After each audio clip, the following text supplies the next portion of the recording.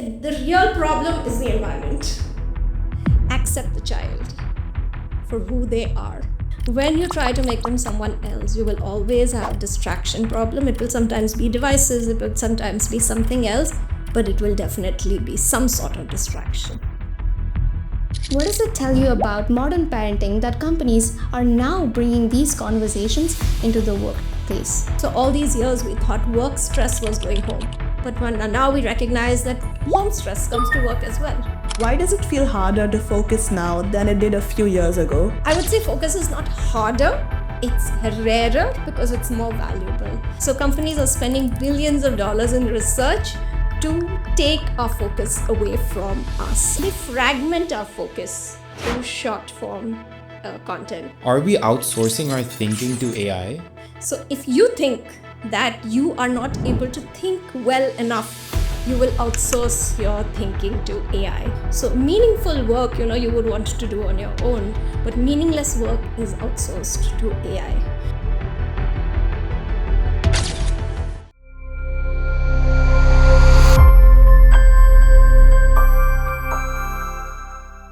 Hello everyone. Welcome to our second podcast episode of Trio Tales. I'm Shivansh. I'm Saniha. I'm Fiona. And today, we're honored to have Dr. Debmita Dutta. She's an MBBS and MD turned parenting consultant who provides neuroscience-based parenting workshops and helps parents understand the science behind how children explore ideas and learn new things as well as grow. She runs the Parenting Place and has written multiple books on child development and has helped thousands of families across India. And with all that, welcome Dr. Dutta. So first of all, how are you doing? I'm very well, thank you. How are you? I'm also very well. So every day you bridge the gap between neuroscience and parenting. What's the single most misunderstood thing that parents believe about how their child's brain actually works? So parents don't understand that the child is trying to communicate their needs through behavior. So behavior is communication. The communication conveys that my brain is developing. I now need you to do this for me. And parents don't understand that. They just look at the behavior. And behaviorist parenting tries to suppress the behavior instead of assisting the behavior and helping the brain grow. So this is a problem because when the brain remains the way it is, the behavior continues. Oh, so behavior is more of a sign of the brain growing. That's really interesting. Secondly, from what I've seen, a lot of parenting advice comes usually from gut or instinct. And what techniques would you use to help these kind of parents sort of unlearn what they were taught and adopt a more brain science approach without feeling judged? So when we're going by intuition, right, we're actually using experience. But if you're a first-time parent, what experience do you have, right? So you're using the experience of your parents. And you must understand with that, you're going back 30 years in time. Whereas time has moved ahead and your children are growing up in a different age. So the parenting of 30 years ago cannot work now. Parenting is brain building. We're actually building the brain like architects. And we must learn parenting because just like you would never build a bridge to last for 100 years, without learning architecture, you should not build a brain that will last another 100 years and impact more brains without learning about it. Right. Okay. And like nowadays, I've at least for like many parents I've seen, right now, like screen time and device time are a huge problem for them. And in your earlier, and from what I've seen, you've said the answer it really isn't to take away the devices. So what would neuroscience say about this? So devices are not the problem. The problem is distraction, right? So distraction was present always. It was always present. So if you watch the movie Devdas, which is a very famous movie, it was written by Sharat Chandra. The story was written by Sharat Chandra. In that, the protagonist, Devdas, is distracted. He's not distracted because of devices. There are no devices, and yet he's distracted. He's distracted because he's unhappy with his life. He's unhappy with his life because he's not accepted for who he is. He's being turned into someone who he is not. And that is painful. And to avoid that pain, he goes into distraction, right? So the environment is what pushes us into distraction. So the devices are a means of distraction. So distraction is more accessible, let's say, right? You just put out your hand and you can be distracted. So I would say that's all has changed. But in order to avoid distraction, we must look at the problem, So the real problem is the environment. Accept the child for who they are. Turn them into who they are meant to be. When you try to make them someone else, you will always have a distraction problem. It will sometimes be devices, it will sometimes be something else, but it will definitely be some sort of distraction. So yes, taking away the device is not the solution. The solution is to connect better with the child, because the child is trying to connect to the device. Wow. That's really interesting. So you just now spoke about what neuroscience actually recommends instead of simply taking away the devices. So if a parent could do just one thing differently starting from tomorrow that is backed by brain science, what would it be? For device use? Yeah, anything. Okay, so I would say connect more, right? And connect more starts with listen more. Don't react when you're listening. And listen when the child is ready to talk, not when it's convenient for you. So I think the core would be listening. That's interesting. So that leads to my next question. You worked with both individual families and large corporations. What does it tell you about modern parenting that companies are now bringing these conversations into the workplace?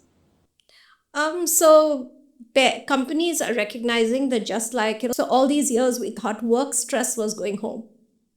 But now we recognize that home stress comes to work as well, right? So it's a two-way street. So it makes sense for the company to have something to relieve the parent's home stress, so that the parent can work better in the workplace, right? So that's the whole goal, right? Because eventually we want stress-free employees, because productivity is more when the stress is. Yes, true. So, moving on to a more personal level, you're a doctor who stepped away from clinical practice to focus on parenting education. That's an unconventional path. What was the moment you knew that you had to make the shift?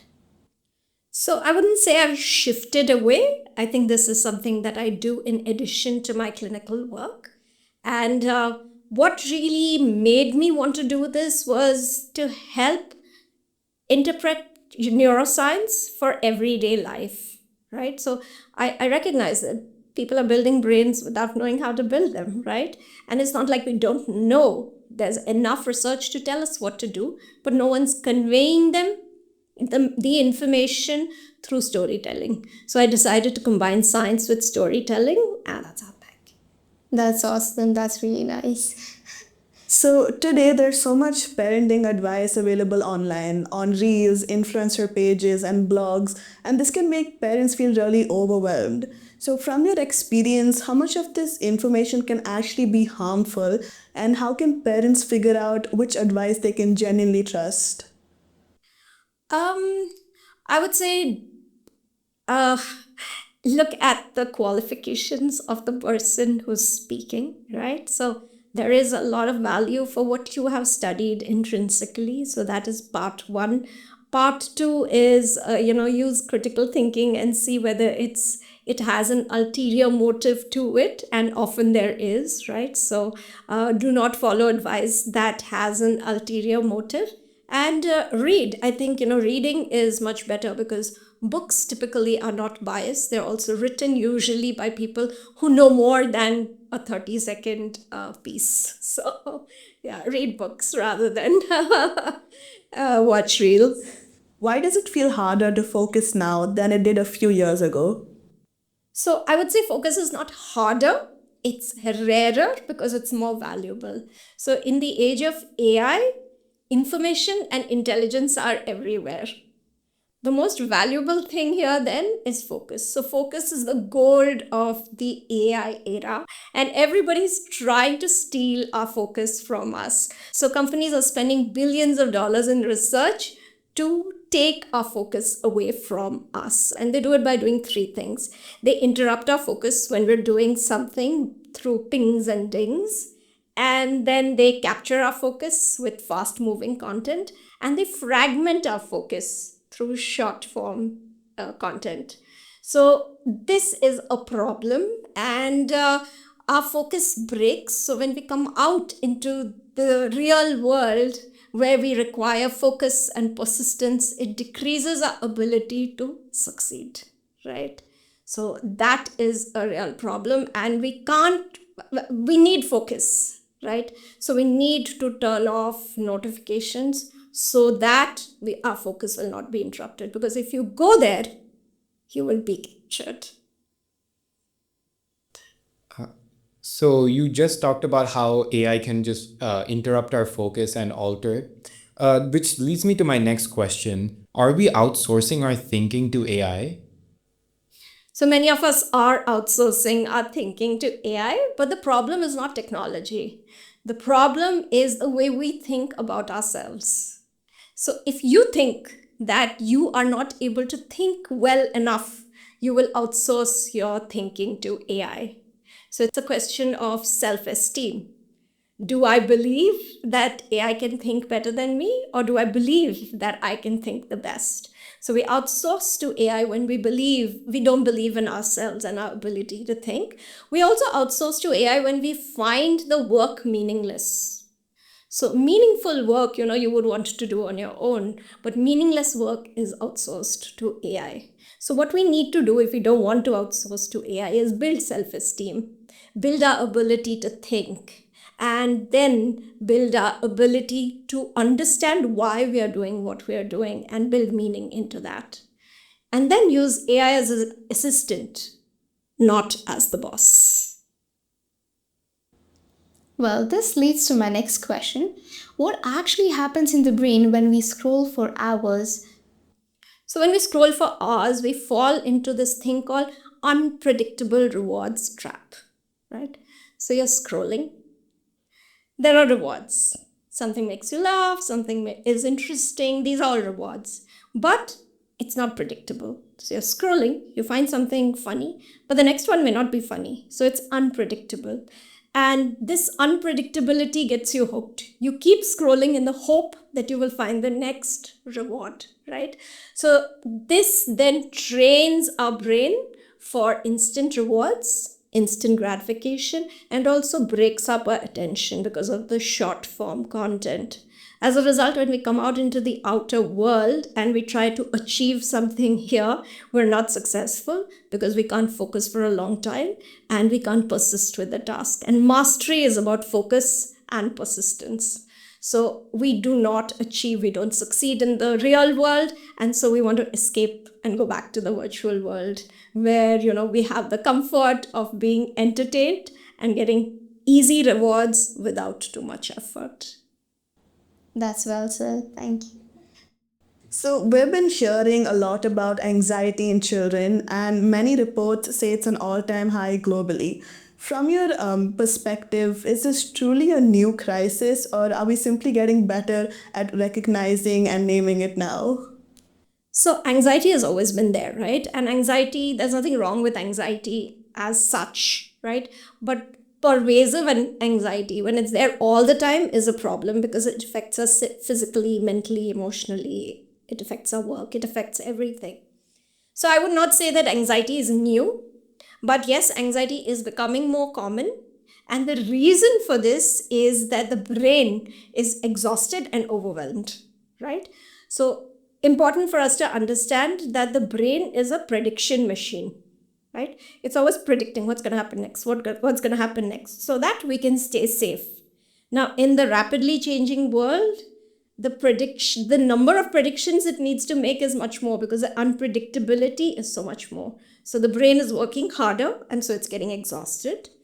The brain is also getting overwhelmed, right? Because there's so much information and so much stimulation. So when the brain is exhausted and overwhelmed, it tends to focus more on the threats around, right? So when you are tired, you're like, for everything, right? Which you would possibly not do if you had energy, right? So the problem is that the brain is exhausted and overwhelmed. Now, we can't do anything about uncertainty. The world is going to change, things are going to be uncertain, but uncertainty is not necessarily a bad thing, right? So uncertainty can be very exciting. So for example, if you go on a trek, you're going because of the uncertainty. If you knew everything about the trek, you wouldn't go. It's the uncertainty that's exciting. But uncertainty is exciting only when you're not overwhelmed and exhausted. So how is the brain supposed to recover from exhaustion? Supposed to recover through sleep, through time in nature without devices, through playing, right? But we're not doing any of these things now. When we want our brain to recover, we go to devices. And devices are a source of uncertainty, especially short form content. Because when you're scrolling, you don't know what you'll come up with next, right? So you're moving from uncertainty to uncertainty. So you're never getting a break. So the brain is always exhausted, and that's why the brain focuses more on threats, and that's what we experience as anxiety. And just to end on a reflective note, if you had to sum up parenting in one word, what word would that be and why? I would call it brain building. Yeah. Thank you so much, ma'am, for sharing your insights with us today. Your perspective has given us a lot to reflect on parenting and children's mental well-being. And thank you to everyone for tuning into this episode.